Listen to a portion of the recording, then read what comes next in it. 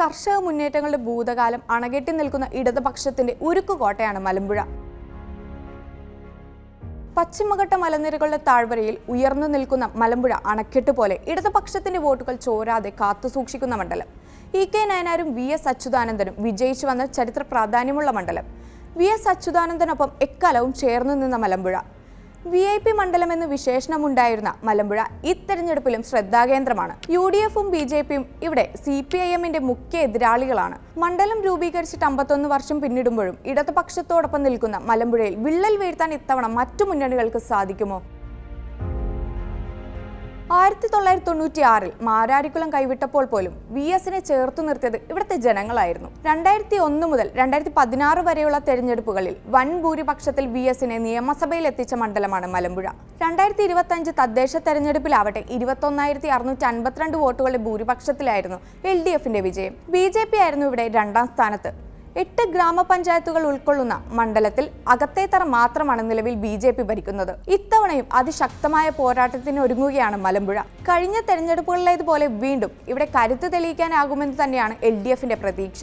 BJPയും അതിശക്തമായ മുന്നേറ്റം നടത്തുന്നുണ്ടെങ്കിലും മിക്ക പഞ്ചായത്തുകളിലും ഇപ്പോഴും ഇടതുപക്ഷമാണ് ആധിപത്യം പുലർത്തുന്നത്. CPIM വിമതനെ വെച്ചുള്ള പരീക്ഷണത്തിനാണ് UDFന്റെ ശ്രമം. VSന്റെ മുൻ പേഴ്സണൽ അസിസ്റ്റന്റ് A. സുരേഷിനെ സ്ഥാനാർത്ഥിയാക്കിയാണ് UDFന്റെ പോരാട്ടം. ഇതുവരെ കോൺഗ്രസിന് വിജയിക്കാൻ സാധിക്കാത്ത മണ്ഡലത്തിൽ VSന്റെ വിശ്വസ്തനായിരുന്നയാളെ നിർത്തിയുള്ള UDF തന്ത്രം എത്രത്തോളം വിജയിക്കുമെന്ന് കണ്ടറിയാം. മുൻകാലങ്ങളിൽ VS മത്സരിച്ചപ്പോൾ മികച്ച യുവവനിതാ നേതാക്കളെ മത്സരത്തിനിറക്കിയ കോൺഗ്രസ് ഇത്തവണ CPIM വിമതനെ നിർത്തിയത് രണ്ടാം സ്ഥാനത്തുള്ള BJPക്ക് ഗുണം ചെയ്യുമോ എന്ന ചോദ്യം ഡീൽ ആരോപണങ്ങളുമായി ഇടതുപക്ഷം ഉന്നയിക്കുന്നുണ്ട്. എന്നാൽ CPIMുമായി അകൽച്ചയിലുള്ള വോട്ടുകൾ കൂടി സമാഹരിക്കുമെന്നാണ് UDF കണക്കുകൂട്ടൽ. 2016-ലും 2021-ലും നടന്ന തെരഞ്ഞെടുപ്പുകളിൽ മൂന്നാം സ്ഥാനത്തേക്ക് പിന്തള്ളപ്പെട്ട UDFന് ഇക്കുറി അതിലൊരു മാറ്റം കൊണ്ടുവരാൻ A. സുരേഷിലൂടെ സാധിക്കുമോ?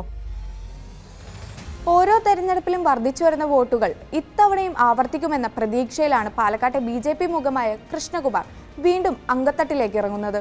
2016 മുതലുള്ള നിയമസഭാ തെരഞ്ഞെടുപ്പുകളിൽ BJPയാണ് രണ്ടാം സ്ഥാനത്ത്. 1996-ലെ തെരഞ്ഞെടുപ്പിൽ വെറും 5423 വോട്ടുകൾ മാത്രം ഉണ്ടായിരുന്ന BJP 2021-ലെ തെരഞ്ഞെടുപ്പിൽ C. കൃഷ്ണകുമാറിലൂടെ നേടിയത് 50,200 വോട്ടുകളാണ്.